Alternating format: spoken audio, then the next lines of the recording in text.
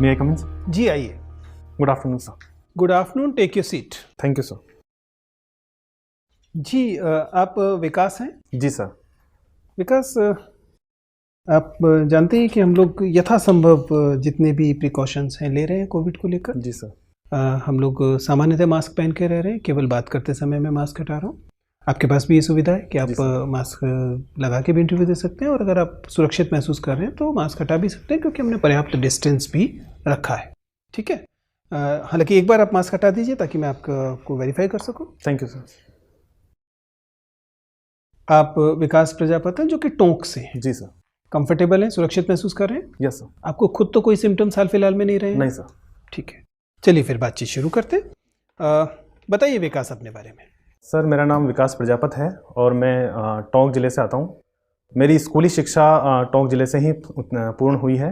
मैंने अपने ग्रेजुएशन में मैकेनिकल इंजीनियरिंग में Swami Keshvanand institute of technology Jaipur से मैंने 2014 में किया है। उसके उपरांत मैंने MSc mathematics open university Kota से किया है। वर्ष 2013 से 2018 तक मैं राजकीय उच्च माध्यमिक विद्यालय छान में प्रयोगशाला सहायक के पद पर कार्यरत रहा। इसके उपरांत 2018 में मैं उद्योग विभाग में उद्योग निरीक्षक के पद पर कार्यरत हूँ। अभी वर्तमान में मैं जिला उद्योग केंद्र जयपुर शहर में कार्यरत हूँ।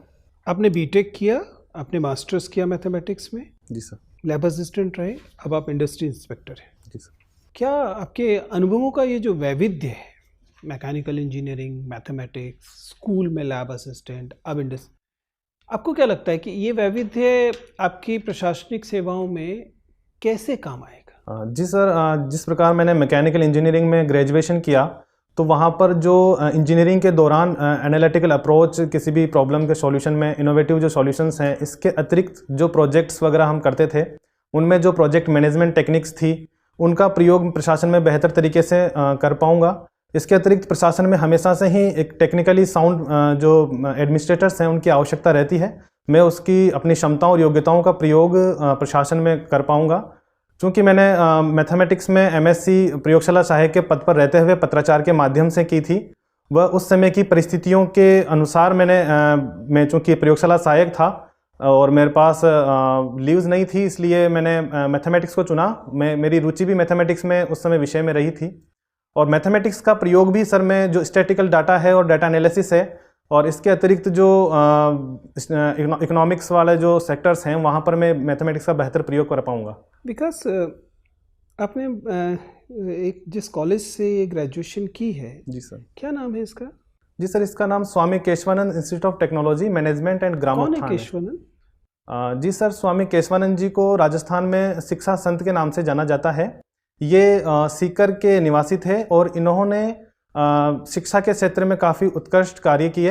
इन्होंने करीब 300 के करीब संख्या में विद्यालय और हॉस्टल्स इन्होंने, और जो पुस्तकालय हैं वो उन्होंने संचालित किए। हनुमानगढ़ में सांगरिया में इन्होंने ग्रामोत्थान विद्यापीठ की स्थापना की थी। उसके बाद से ही सर ये शिक्षा संत के रूप में यहाँ पर जाने जाते हैं, लोकप्रिय। न्याय की दुनिया में केशवानंद मामला बड़ा चर्चा में रहता है। जी सर। क्या है वो मामला?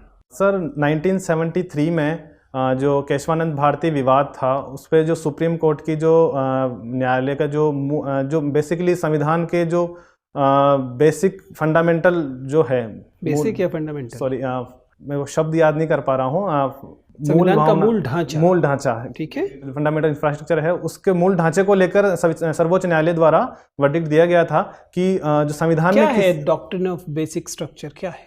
जी सर, जो कुछ विषय हैं संविधान से संबंधित, जैसे पंथ निरपेक्षता है, इसके अतिरिक्त संघीय ढांचा है, राष्ट्रपति शासन है, तो ये संविधान के मूल ढांचे में शामिल किए गए हैं। जो एक भारत के किसी भी प्रकार के जो विधायक द्वारा संशोधन किए जाते हैं, उन संशोधनों को वो संशोधन संसद कर सकती है, परंतु वो जो संविधान का मूल ढांचा है उसको प्रभावित ना करें। मैं वही जानना चाह रहा हूँ कि संविधान पीठ ने क्या कहा, किस चीज को मूल ढांचा कहा जाएगा, बेसिक स्ट्रक्चर किसे कहा जाएगा? क्या उद्देशिका बेसिक स्ट्रक्चर है? सर, उद्देशिका में जो भी शब्द और जो काम लिए गए हैं वो बेसिकली उनकी जो शक्ति है वो उनके अनुच्छेदों से प्राप्त होती है। जो उद्देशिका को मूल ढांचे में तो उसमें परिवर्तन कर सकते हैं, लेकिन उसके जो शब्द हैं, कुछ शब्द हैं वो मूल ढांचे में शामिल किए गए हैं।